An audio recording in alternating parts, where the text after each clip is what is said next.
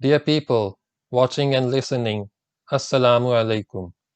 Kindly like and share this video and subscribe to my YouTube channel.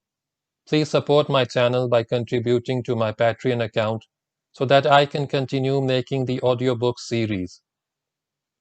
Tipu Sultan, who was the ruler of the kingdom of Mysore in South India, during his reign used to write down his dreams.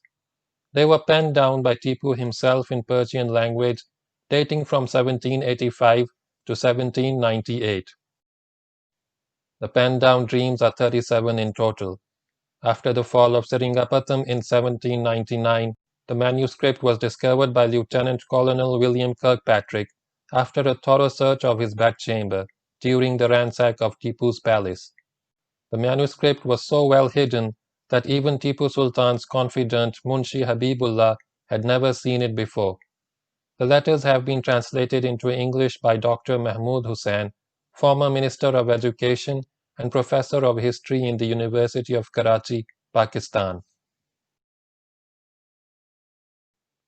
Dream 31.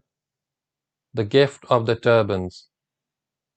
On the 25th of the month Rahmani on Friday, the night of Saturday 1225, from the birth of Muhammad in the hours of the morning, I had a dream.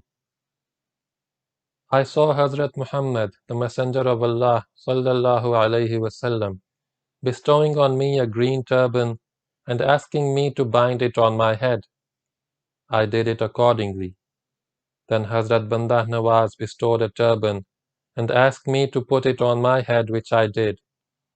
Then Hazrat Ahmad bestowed a turban and I bound it on my head. On the top of the mountain there was an excellent fort. I was having a look at it when I woke up. My interpretation of the dream is that God Almighty and our Prophet have conferred the empire of the 7 climes upon me.